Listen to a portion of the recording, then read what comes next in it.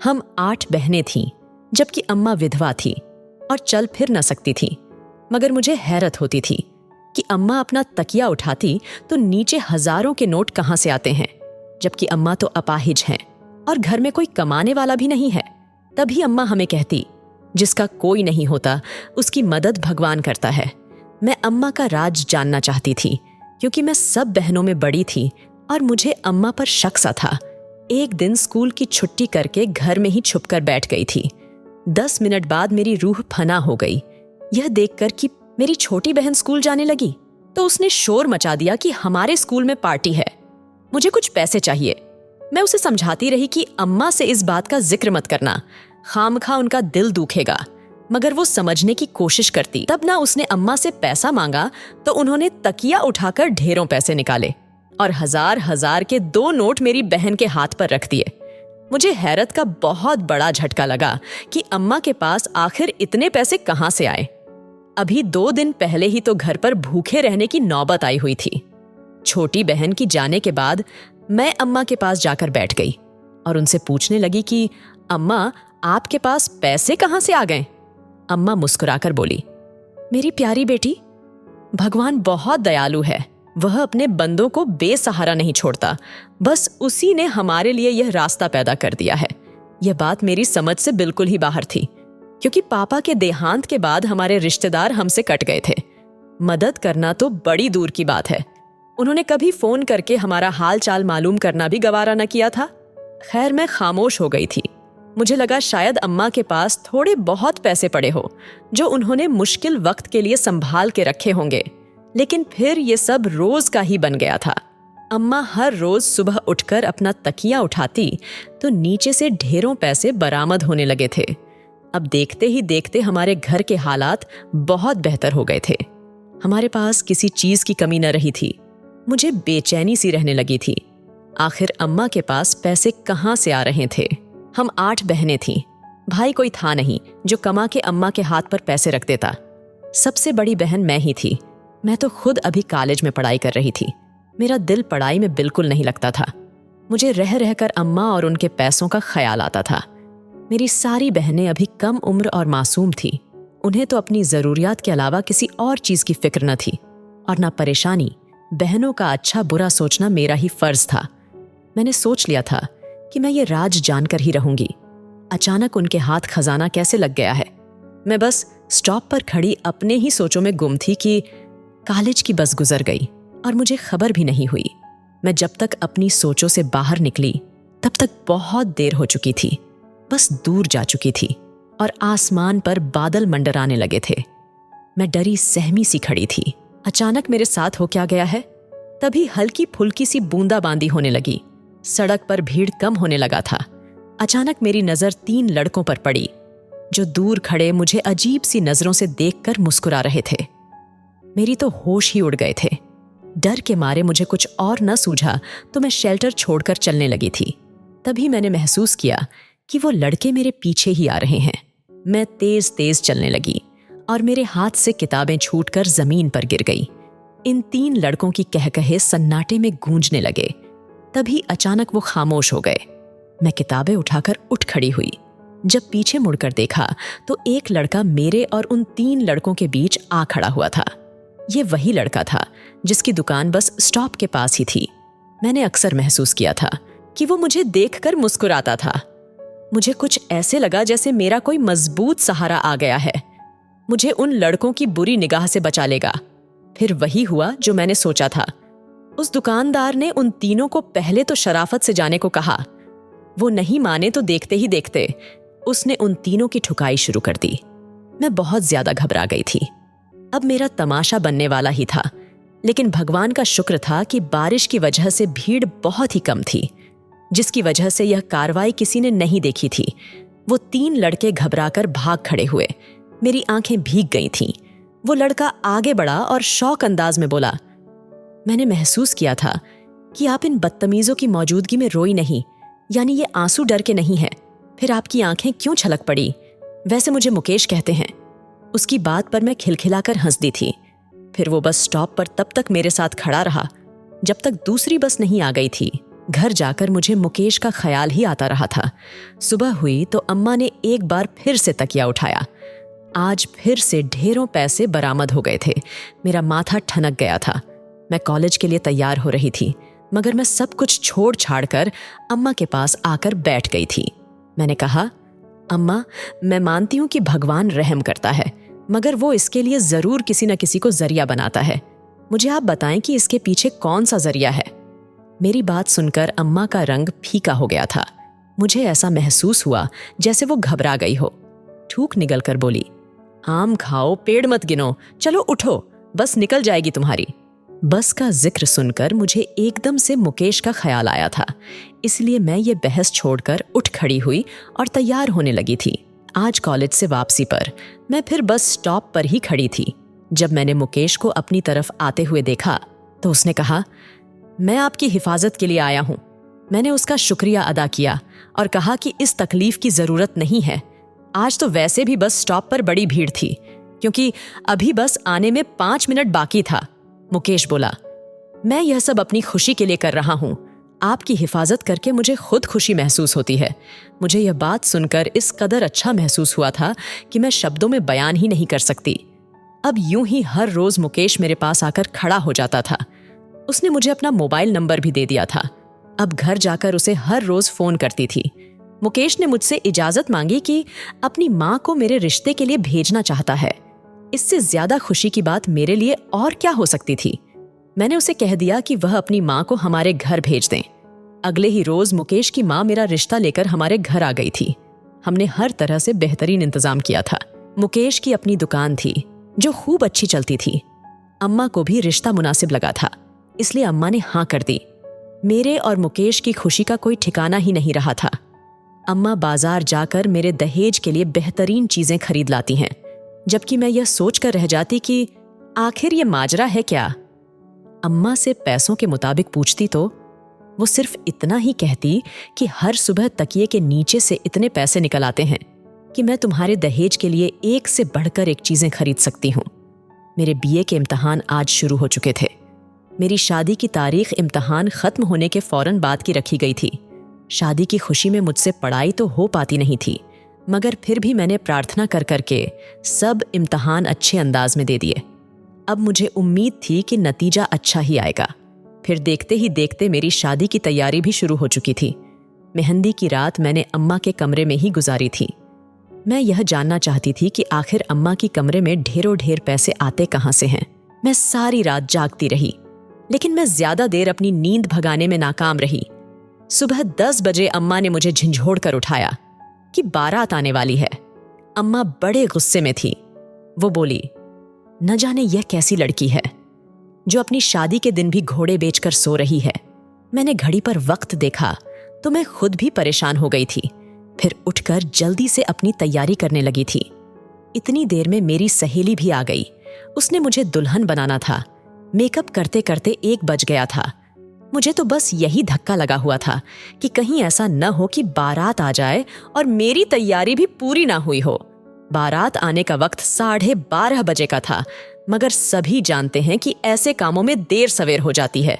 2 बजे तक जब मैं तैयार हो गई तो एकदम से हल्की फुल्की हो गई थी। अब अगर बारात आ जाती तो मुझे कोई फिक्र ना होगी। इतने में मेरी अम्मा कमरे में दाखिल हुई तो उनके चेहरे से हवाइयां उड़ी हुई थीं। वो बोली, सिमरन, मुकेश को फोन करके पूछो कि बारात कहाँ रह गई है, अभी तक आई क्यों नहीं। हमारे मेहमानों का तो भूख से बुरा हाल होकर रह गया है। मैंने अम्मा को तसल्ली दी कि आ जाएगी बारात। इतनी जल्दी किस बात की है, मगर मैं नहीं जानती थी कि मेरी बारात तो आएगी ही नहीं। मैं मुकेश को फोन पर फोन करती रही, मगर उसका नंबर बंद आ रहा था। जब 4 बज गए तो हमारी तरफ के मेहमान अपने घरों को वापस लौटने लगे थे। मेरा तो रो रो कर बुरा हाल हो गया था। इतनी देर में मेरी सबसे छोटी बहन आ गई। वो बोली, दीदी रवीना कहाँ है? रवीना मुझसे 2 साल छोटी थी। वो भी मेरे साथ ही कॉलेज आती जाती थी, मगर उसके इम्तिहान हो चुके थे, इसीलिए वह घर पर ही रहती थी। मैंने रोते रोते ही उसे जवाब दिया कि मुझे नहीं मालूम कि वह कहाँ गई है। यूं उसे ढूंढते ढूंढते रात के 10 बज गए थे, मगर उसका कोई नामो निशान तक न था। बात बड़ी हैरानी की थी कि वो शादी के हंगामे का फायदा उठाकर घर से भाग गई थी। एक बेटी की तो बारात नहीं आई और दूसरी बेटी बीन बारात के ही विदा हो गई थी। इस सदमे को अम्मा बर्दाश्त नहीं कर पाई। उनकी शुगर हाई हो गई और उनको फालिज का अटैक हो गया। मुझ पर 3-3 गम टूट पड़े थे, मगर मैं बड़ी ढीठ थी। ये तीनों गम सह गई थी। अम्मा को 2 हफ्ते तक अस्पताल में एडमिट रखा गया था। डॉक्टरों ने यह कहकर उन्हें छुट्टी दे दी कि हमने हर तरह से कोशिश कर ली है, मगर भगवान की मर्जी के आगे हम डॉक्टर भी बेबस होते हैं। हम आपकी अम्मा की टांगे अपाहिज होने से बचा नहीं सके। मेरी अम्मा की टांगे बेजान हो गई थी। अब वो सारा दिन चारपाई पर पड़ी रोती ही रहती थी। अम्मा की तकिए के नीचे से बरामद होने वाले पैसों का सिलसिला अब तक जारी था, बल्कि अब पैसे दोगुने हो गए थे। यह कैसे और क्यों हो रहा था, मुझे इसकी कुछ भी खबर न थी। मैं घर पर पड़े अपने दहेज के सामान को देखकर कुढ़ती रहती थी। एक दिन गुस्से में आकर मैंने कह ही दिया कि इस हराम के पैसों से आप मेरा दहेज ना बनाती तो शायद मेरी बारात वापस न जाती। मेरी बातें सुनकर अम्मा फूट फूट कर रोने लगी थी। उन्होंने कहा, मुझे और दुख न दो सिमरन, मेरे दिल के पहले जख्म अभी तक नहीं भरे। अब तो जी चाहता है कि मैं मर ही जाऊं। मैं आज उनके आंसुओं से पिघलने वाली नहीं थी। यही मोहब्बत का झांसा देकर बेवकूफ बनाया गया था। मेरे जज्बात को पैरों तले रौंद दिया गया था। मेरा जी तो चाहता था कि मैं सारे जमाने को आग लगा दूं। इसलिए मैं अम्मा के साथ भी गुस्ताखी कर बैठी थी। मैं बोली, अगर आप मर गई तो शायद इन पैसों का सिलसिला भी थम जाए, शायद हमारे घर यह सिलसिला भी खत्म हो जाए। मैं इतना कहकर कमरे से चली गई। मुझे बाहर से भी रोने की आवाजें लगातार आती रही थी। थोड़ी देर ही गुजरी होगी कि हमारे घर के दरवाजे पर दस्तक हुई थी। सबसे छोटी बहन आराध्या गेट खोलकर चीख पड़ी थी। वो बोली, दीदी आप। मैं कमरे से बाहर निकली कि आखिर देखूं तो सही कि कौन दीदी हमारे घर आई है। मैंने बाहर झांका तो सामने रवीना और मुकेश खड़े थे। ये मंजर देखकर मैं चकरा कर रह गई थी। मैं भागती हुई कमरे से निकली और मुकेश को गिरेबान से पकड़कर झिझोड़ने लगी थी। इतने में रवीना ने मेरा हाथ थामकर झटक दिया और बोली, दीदी मैं अपने पति की यह बेइज्जती बर्दाश्त नहीं करूंगी। रवीना की बात सुनकर तो मुझे सांप सूंघ गया था। मैं एक शब्द बोलने के काबिल न रही थी। अम्मा ने रवीना की तरफ देखकर अपना चेहरा फेर लिया था। वह भाग के अम्मा कदमों में जाकर बैठ गई और बहुत रोने लगी थी। वो अम्मा के पांव चूमती जाती और उनसे माफी मांगती जाती थी। फिर वो बोली, तो मुझे लगा कि मैं अब दोबारा सांस ही ना ले पाऊंगी। अम्मा, मैं और मुकेश एक दूसरे से मोहब्बत करते थे। फिर मेरे इम्तिहान हो गए तो मैं घर में बैठकर रिजल्ट का इंतजार करने लगी थी। मेरी और मुकेश की बात मोबाइल पर होने लगी थी। लेकिन एक दिन छोटी सी बात पर हम दोनों के बीच बहुत बड़ा झगड़ा हुआ और हमने आपस का ये प्यार का रिश्ता खत्म कर दिया था। मैं तो सबसे छुप छुप कर अपनी मोहब्बत का गम मनाती थी, मगर यह दूसरी लड़कियों से मोहब्बत के जाल डालने लगा था। मैं नहीं जानती कि दीदी और मुकेश का रिश्ता कैसे पक्का हुआ, लेकिन जब मैंने मुकेश की तस्वीर देखी तो मेरी मोहब्बत एक बार फिर से जाग उठी। मैंने मुकेश से बात किया और उसे हकीकत बता दी कि सिमरन मेरी बहन है, मुकेश अच्छा इंसान है। उसे अपनी गलती का अंदाजा हो गया था, इसीलिए उसने शादी से इनकार कर दिया था और यूं हम दोनों ने भाग कर शादी कर ली। मगर अम्मा, मुझे जरा भी मालूम होता कि मेरी इस हरकत से आप उम्र भर के लिए अपाहिज हो जाएंगी तो मैं अपनी मोहब्बत को आपके कदमों से वार देती। अम्मा, आप मुझे माफ कर दे। अम्मा, आप मुझे माफ नहीं करेंगी तो मैं जीते जी मर जाऊंगी। हम सब रवीना की बातें सुनकर रोने लगे थे। अम्मा बोली, रवीना, मैं तुम्हें सिर्फ एक शर्त पर माफ करूंगी कि जब तक मेरी सिमरन की शादी नहीं हो जाती तुम इस घर में कदम भी नहीं रखोगी। रवीना ने अम्मा की शर्त मंजूर कर ली थी। रवीना मेरे कदमों में गिरकर मुझसे भी माफी मांग रही थी। मुकेश ने भी मेरे आगे हाथ जोड़ दिए थे। अगर मैं उनको माफ न कर सकी, यूं ही वक्त गुजरने लगा। मेरा रिजल्ट भी आ गया था। मैंने बहुत अच्छे नंबरों से कामयाबी हासिल की थी। मैंने अम्मा से इजाजत मांगी कि मुझे स्कूल में काम करने दें। अम्मा ने झट से इनकार में सिर हिला दिया था। वो बोली, भगवान का दिया, सब कुछ तो है हमारे पास, दौलत भी है, फिर तुम क्यों 2 टके की नौकरी करोगी। मैं अपने में इस तरह उलझ गई थी कि मुझे दुनिया जहां का होश ही नहीं रहा था। मैं तो यह तक भूल गई थी कि हर सुबह अम्मा की तकिए के नीचे से पैसे बरामद होते हैं। अब अम्मा की बात ने मेरी आंखें खोल दी थीं। मैंने भी सोच लिया था कि मैं अब तो ये राज मालूम ही करके रहूंगी। इसलिए अब मैं अम्मा के कमरे में सोने लगी थी। मुझे अम्मा के कमरे में सोते हुए 2 रातें गुजर चुकी थीं, मगर अभी तक मेरे हाथ कोई सुराग नहीं लगा था। आज तीसरी रात थी। आज मैंने सोच लिया था कि एक लम्हे की नींद भी मुझ पर हराम होगी। यूं ही कतरा कतरा रात पिघलती रही थी, यहां तक कि रात के 3 बज चुके थे। तभी बाहर से ऐसी आवाज आई जैसे कोई बाहर से हमारे आंगन में कूदा हो। डर से मैं पूरा कांप गई थी। मैं अपनी नींद की आगोश में सारा मंजर देखने लगी थी। हमारे कमरे के दरवाजे को किसी ने धकेल कर खोला था और कोई दबे कदमों से अंदर दाखिल हो चुका था। कमरे में दाखिल होने वाले शख्स को देखकर तो मैं दंग ही रह गई थी, क्योंकि वहां तो एक 40 साल का हैंडसम सा मर्द खड़ा था। मैं उसको गौर से देख रही थी। तभी मेरे सर पर 7 आसमान टूट पड़े कि ये यहां कैसे पहुंच गया। आज से 7 साल पहले की बात है। जब मैं स्कूल में पढ़ती थी, मुझे नई नई लड़कियों से दोस्ती करने का बहुत शौक था। हमारी क्लास में एक नई लड़की ने एडमिशन लिया था। उसका नाम रीवा था। वो क्लास में हम सब लड़कियों से बड़ी थी, इसलिए उससे कोई भी दोस्ती नहीं करता था। मुझे रीवा की हालत देखकर बड़ा दुख हुआ था। वो सारा सारा दिन अकेले ही बैठी रहती थी। फिर मैंने ही उसकी तरफ दोस्ती का हाथ बढ़ाया था। देखते ही देखते हम दोनों की बहुत गहरी दोस्ती हो गई थी। मेरे पापा के देहांत को भी 4 साल हो चुके थे। हम बहनें भी तब नन्ही मुन्नी सी थीं। 8 बच्चों को तन्हा पालना आसान काम नहीं होता, इसलिए अम्मा हम पर ज्यादा ध्यान नहीं दे पाती थीं।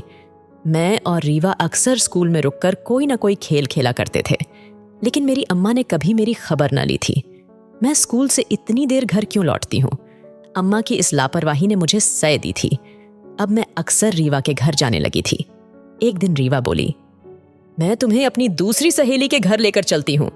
मैंने भी फट से हाँ कर दी थी। मैं और रीवा उसकी सहेली के घर चले गए। रीवा मुझे ड्राइंग रूम में बिठाकर खुद बाहर चली गई और कमरे को लॉक कर दिया। बाहर की आवाज सुनकर मैं घबरा तो गई थी, मगर फिर ख्याल आया कि शायद उसने कोई शरारत की हो। मगर मुझे बैठे बैठे जब काफी देर बीत गई तो मुझे एहसास हुआ कि यह शरारत न थी।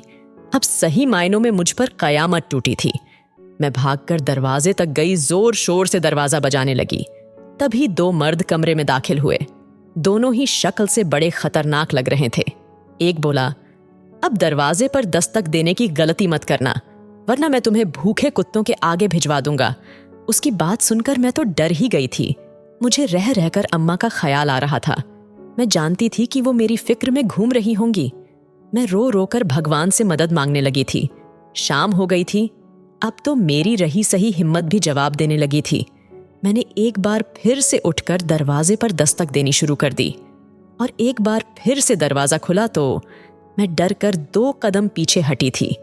मगर इस बार कमरे में दाखिल होने वाला मर्द कोई और ही था। वो मुझे देखकर चौंक गया।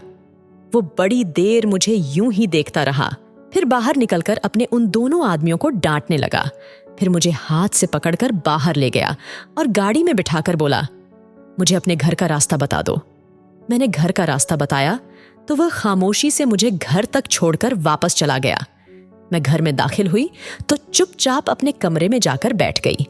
इतने में मेरी अम्मा कमरे में दाखिल हुई और मेरी कमर पर 2 थप्पड़ मारकर बोली, कब से तुम्हें आवाजें दे रही हूं? मजाल है जो तुमने एक बार भी पलटकर जवाब दिया हो। मेरी हैरत की कोई इंतहा न रही थी। मेरी अम्मा को बिल्कुल भी खबर नहीं हुई थी कि मैं इतनी देर तक घर से गायब रही हूं। मुझे अम्मा पर बड़ा गुस्सा भी आया था। उस दिन के बाद मैं अपनी बहनों का ख्याल खुद से रखने लगी थी। अगले दिन स्कूल गई तो रीवा नहीं आई थी और फिर वो कभी भी लौटकर स्कूल ही ना आई। अब सामने उस मर्द को देखकर मैं चौंक गई थी। यह तो वो ही था जिसने मुझे उस शाम घर तक पहुंचाया था। वो अब मेरे घर आखिर क्या लेने आया था? उस आदमी ने अम्मा का तकिया उठाया और नीचे पैसे रख दिए। वो जैसे ही वापस पलटने लगा, अम्मा ने उसको कलाई से पकड़कर रोक लिया था। अम्मा गुस्से से बोली, कौन हो तुम? मैंने भी जल्दी से उठकर कमरे का बड़ा बल्ब जला दिया था। सारा कमरा में रोशनी हो गया था।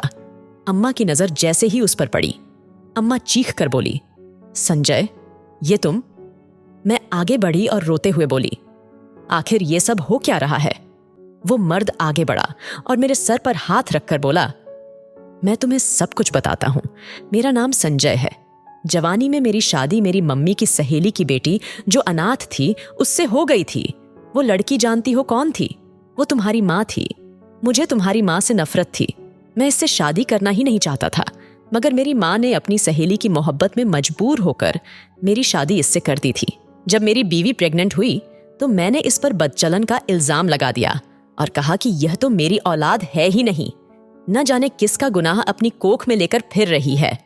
मैंने इसको बदनाम करके घर से निकाल दिया तो इसने मुझे बद्दुआ थी कि तुम सारी जिंदगी औलाद के लिए तरसोगे, लेकिन मैंने उसकी बात को बिल्कुल भी अहमियत न दी। यूं ही मैं गांव छोड़कर शहर चला गया और छोटी मोटी डकैतियां करके पैसा बनाने लगा था। फिर मैं गुनाहों की दलदल में ढंसता ही चला गया और मैंने बच्चियों को अगवाह करना शुरू कर दिया था। तुम्हें भी रीवा अगवाह करके ही मेरे पास लाई थी, मगर मैंने तुम्हें पहचान लिया था। उस दिन से अपने गुनाहों से तौबा कर ली। फिर मैंने शादी की, मगर मुझे कोई औलाद ना हुई। मैं अब तक औलाद को तरसता रहा हूं। मुझे मालूम हुआ कि तुम्हारी अम्मा ने भी शादी कर ली है और दूसरी शादी से उसकी 7 बेटियां हैं। फिर मुझे इसके पति के देहांत और तुम लोगों की गरीबी का पता चला तो मैंने रात के अंधेरे में सबसे छुपकर भगवान को गवाह बनाकर तुम लोगों की मदद करना शुरू कर दी। अब मैं तुम दोनों के आगे हाथ जोड़कर माफी मांगता हूं। मुझे माफ कर दो। मुझे लगा था कि मेरी मां नफरत से मुंह फेर लेगी, मगर मैं उनकी बात सुनकर तो हैरान रह गई थी। अम्मा बोली, जाओ, मैंने तुम्हें माफ किया। अब दोबारा मुझे अपनी शक्ल नहीं दिखाना और ना ही पैसा भेजना। मैंने भी अम्मा की देखा देखी अपने उस बाप को माफ कर दिया जिसको मैंने न कभी बाप माना था और न ही जाना था। अब मैं स्कूल में जॉब करती हूँ और हम किसी के एहसान के बगैर जिंदगी गुजार रहे हैं। दोस्तों, उम्मीद करती हूँ आपको हमारी कहानी पसंद आई होगी। कहानी पसंद आई है तो वीडियो को लाइक करें, चैनल पर नए हैं तो चैनल को सब्सक्राइब करें और हाँ, नोटिफिकेशन को जरूर दबाएं ताकि अगली अपडेट सबसे पहले आपको मिले।